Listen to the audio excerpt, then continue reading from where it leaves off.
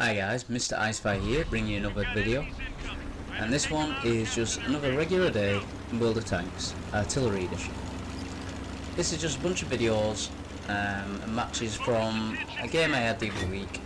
I think that illustrate the I know different likelihoods of feelings and emotions and games that you're gonna have whilst playing this game. There's a bit of saltiness, there's a bit of laughter, everything. And I think I'm going to use it as a bit of a stepping stone, hoping to see what people think of, because I'm hoping to make this a more regular thing on the channel.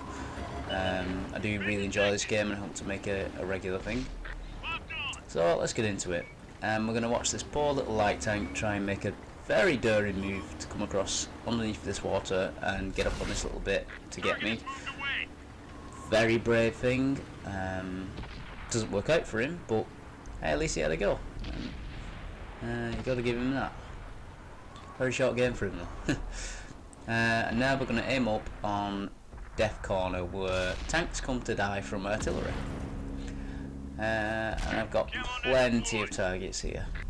Just a shame I have not a massive gun in comparison to other artilleries. But yeah, so I'm going to focus on these Rheinmetall Borsigs because I've got a lot of armour, I can do a lot of damage. I think I just took off 2/3 of that guy's health. Yeah, there we go. And they have very powerful guns, so you know it's a win-win. I do a lot of damage. Ooh, there's a lot more damage, and I take out a very powerful gun. Now you can see there I have kept my aim on that corner, but I was able to loop round. That's a simple thing of holding down the right trigger. Do that with any tank, it keeps your gun aimed exactly where it is, allows you to loop round. A little bit of a tip there. And yeah, I'm just aiming up on these tanks. I'm trying to get the rear of the tanks.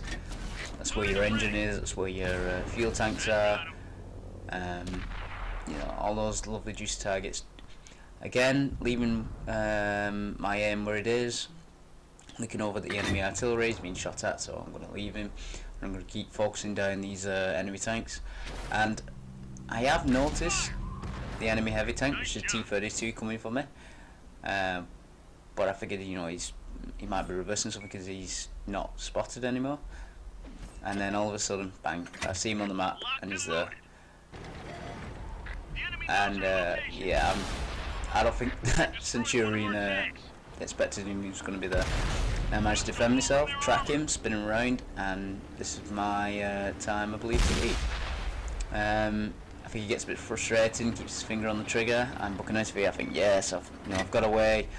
You know, that was quite a good move, and then yeah, that Borsig gets a revenge on me. So like, I had a bit of a laugh when that actually happened, because I thought, you know, I've done a really good thing. You know, that was going to look cool in a video. And then bang, I get taken out. So I have a look round, see how my team's doing, see where they are. You know, it's pretty even. You know, there's only 2 tanks in between it. Oh no, sorry, 1 tank in between it, because obviously the enemy light tank suicide and it doesn't count.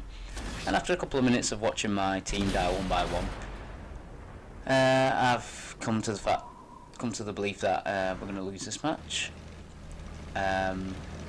Shame on the Firefly and the Yag Tiger. The Firefly went round to try and, you know, get up behind these guys that were coming round. He asked for help and the Yag Tiger came. Feel a bit sorry for him because he's now going to get just picked to death by other tanks and he can't really do anything from it. And then I click over to this T-29 and notice he's in the exact same position, looking at the exact same spot that he has been for the last couple of minutes.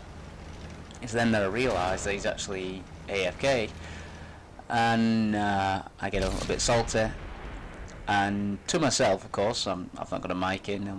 I don't need to say this to the rest of the team, but I say a few angry words to myself, and really a bit annoyed because if he'd actually been with me in that Centurion, I think he could have done very well, and allowed us to have done very well, and we might have actually maybe even won this match. If not, we certainly all would have done a lot better.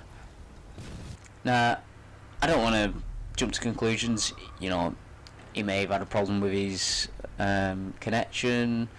He may have had to just run off and do something. At the end of the day, there is real life. But you know, at the time you sit there thinking, oh, this guy's done nothing, he's just been sat there doing AFK, blah blah blah. And you know, you can have that moment to yourself and keep it to yourself and then just carry on with it.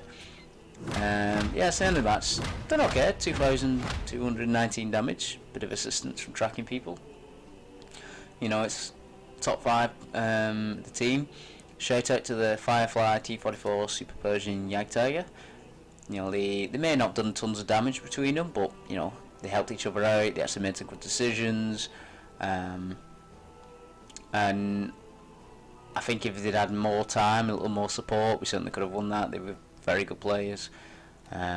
So yeah, shout out to them guys, and on to the next video. This one, you know, it's about 5 minutes in. I've done a good couple of shots, you know, they got 4 damage in, I've managed to get a kill. It was against tier 10 as well, so I was quite chuffed about that. And in those 5 minutes, the side that went down the 0 and 9 lines have been taken out, and we're now like defending our base, but the guys that went down the 1 and 2 lines rolling up on their base. So the people who are still back here, these TDs, me and the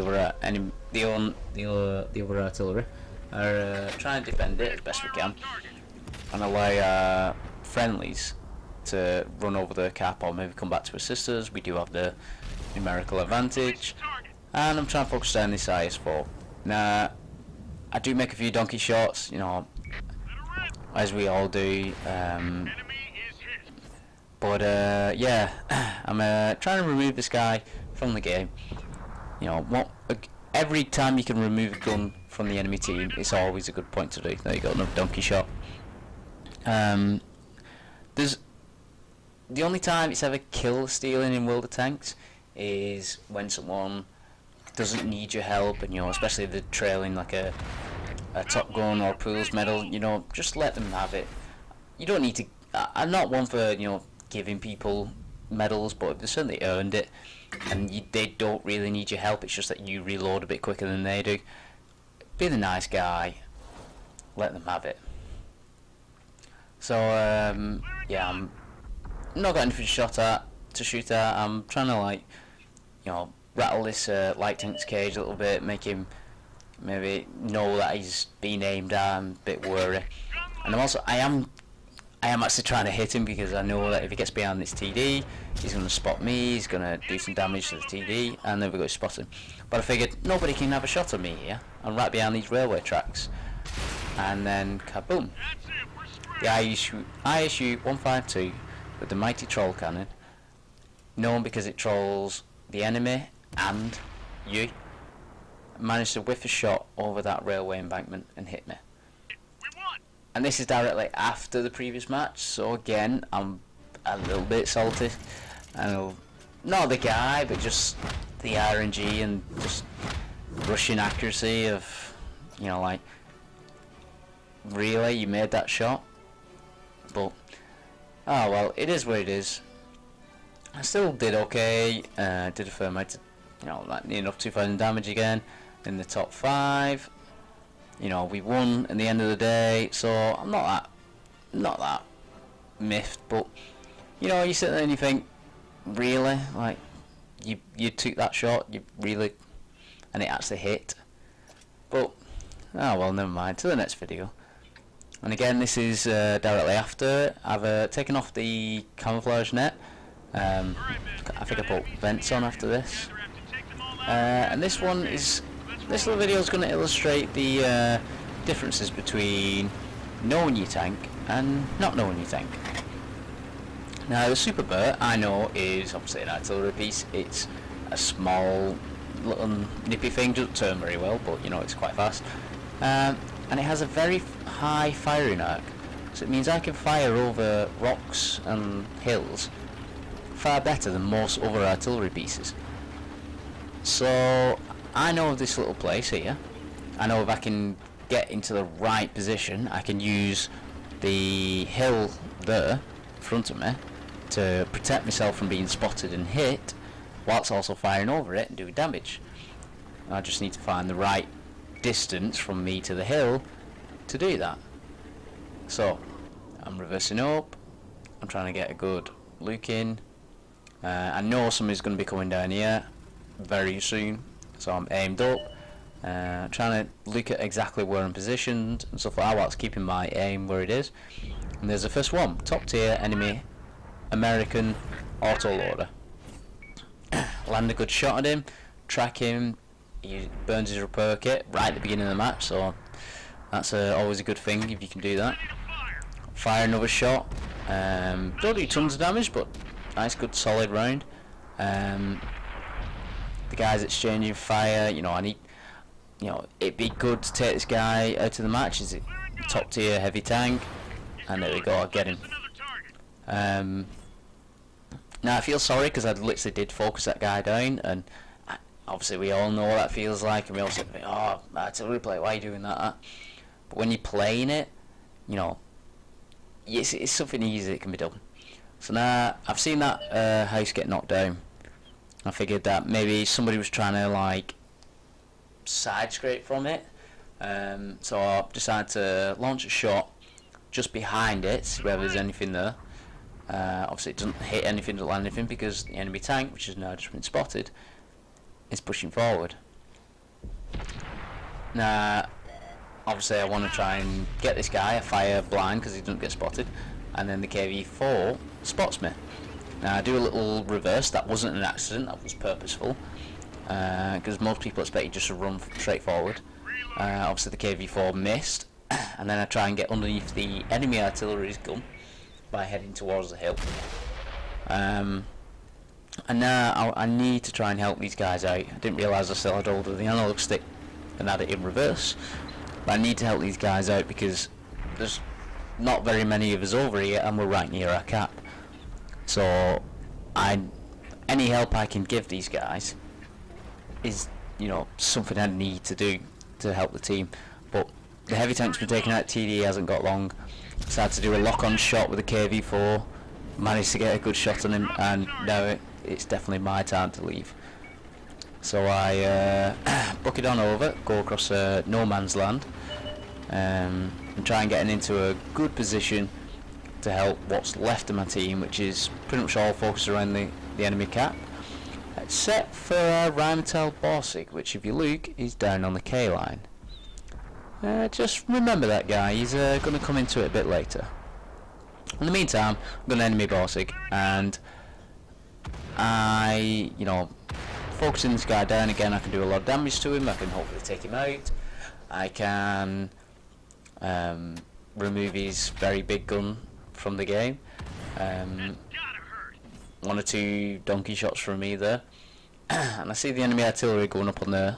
And then, as you can see in the top left corner, you can see that that tank moving. And that's obviously the artillery pushing it along, which I found a bit funny that he was doing it. And again, you know, I'm aiming up and figured he's still behind there. Launch a shot, get a crit, but he's actually moved on. Now I'm not sure why he was pushing that. Maybe he was thinking he was going to use it as armour. I know I've done the same in the past, but never mind. Now I know this guy's going to reverse, so I aim behind him, get a good shot and finish him off. And the enemy is capping. The Borsig is along the G and H line, very close to our cap. To me, that would be a perfect opportunity for me to come back, reset it, and considering as there's not that many enemy tanks on this side, maybe our friendlies can cap. But he doesn't, he carries on. Now I you know, realise that I ain't long for this world. I'm trying to get into a little corner so I can get a shot off, and maybe a quick ram against the enemy. That's Type 59, get a good shot off like I said, but I knew I certainly wasn't going to do very much, and he finishes me off. So I mean, although I wasn't angry at this point, you know, I've done a couple of shots, you know, we just didn't have a very good time. And then I click over to this Borsig, and then, you know, like, a friendly on the team is saying to him, you know, like, why aren't you going back to reset the cap? You know, why, we're going to lose if that cap goes to 100. And this guy's like saying, hold on, I'm the one with 100% health, I'm the one that's still alive, you know, be quiet. Obviously a lot less nicer. And this guy's like saying, well, probably the only reason you got 100% health is because you've been driving around the map the whole match. Now, I can certainly agree with that guy. I don't jump on the mic myself and, you know, back this guy up, or either of them, but yeah, he's got a point. This guy, I'm not sure what his plan was for the match, but I don't like to, you know, make fun of people or anything. But I do got to point out this guy doesn't know his tank very well. Now he drives through the cap, which announces to everyone where he is. Not sure why he would do that. I mean, he could have gone round it, but oh well. Now, as we all know, this has a very big gun, and he's meant to be very sneaky, but doesn't have a lot of armour. Now he comes across the enemy, Borsig, and he hits him, damages him, and the guy stays still. Why he decided to go back into his firing line, considering as they both got the same gun with roughly the same reload? Why give up that health when you don't need to? Well, oh well. That's just another thing. So now, obviously, I'm not sure where he was going. Obviously, spotted the T-29. He's reversing back and stuff like that. But this tank is designed for sitting in a bush and doing sneaky sniper shots, not brawling with a Chinese medium. And I know, obviously, when you're last tank alive, your options are quite limited, but I don't know, maybe he just wanted to end the match quickly so he could get into another one with the same tank. So again, you know, just shot 2,000 damage, got 2 kills, top 3 of the team, but yeah, just a funny little match there. And I think at this point, I think I had 1 or 2 more matches after this and then just called it a night. Because although they've not been horrible matches, they've not necessarily been that fun. But the next match, which is coming on now, was. Now, unfortunately I didn't have my recording going, so I missed most of this match, but I managed to catch the last like 5 minutes of it. So I've literally been chased by VK from around the EF09 point all the way around to where I am there. And now there's just me and this Waffle Dragon and a Gorilla 15 on the enemy team, and the VK, was it 4501P, something like that?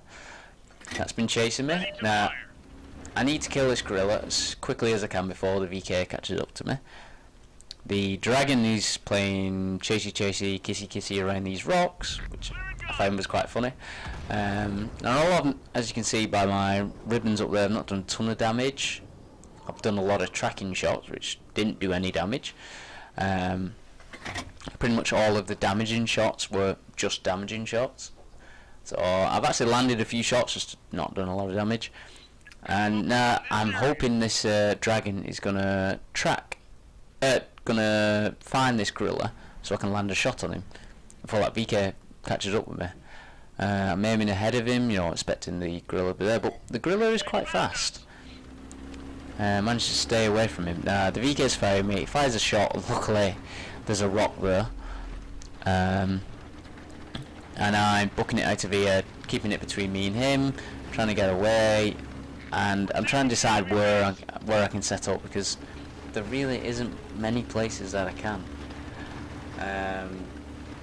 So I decided to take a gamble, go past the Dragon, and set up a little rock that I know of, and I hopefully can shoot over. And hopefully support him. Now, I figured that the Dragon, you know, he's got a very big gun, most people are quite scared of it. Hopefully either can keep them trying to side scrape and stuff like that, allowing me to pepper them. and just slowly do very small hits and bludgeon them to death. And then I believe it is now that the dragon announces that he's out of ammo. Yeah, there we go. Which means that with 1 minute and 35 seconds to go, I had to kill this gorilla and the VK. Now the gorilla's not going to be too difficult as long as I can land a shot. It doesn't have a lot of armour, but the VK does. So yeah. So the dragon's keeping him spotted. Brilliant guy. Doing exactly what he needs to do. He doesn't need to put himself in jeopardy, but he does need to keep him spotted for me. So I managed to land a shot, do a bit of damage. Now I think maybe tracked or something, although I didn't see. Spots him again, and come on, make this it. There we go, good shot. Now I need to get over here before the VK sees me and tries to shoot me whilst chasing the dragon. And now we're down to very, very close to finishing this match, and being a draw. Luckily he's chasing the dragon, which obviously doesn't have any ammo, so it is down to me. Down to 40 seconds. I need to make this shot count, and luckily I do. Now I know I've tracked him, even though he's unspotted. I know he's tracked, so I announce that he's immobilized. Down to 25 seconds now. I need to launch this another shot. I've probably only got 2 more shots left. I know I've immobilized him again. Got this shot and then maybe 1 more left after that. See, I'm going to be anxious clicking the gun, and luckily I found the rear of his armour and kill him. With 6 seconds left to go, I finished the game. Only 2,700 damage, but it was a fun game. It was nice and interesting. Shout out to the dragon, for doing a lot of damage and keeping the guy spotted, and like not giving up and working with me. Shout out to the enemy gorilla, Titan Sprinter 24. He sent me a message saying, good game, good shot, good sport there. And yeah, so just don't give up, guys, have fun, and I'll catch you in the next one. See you later.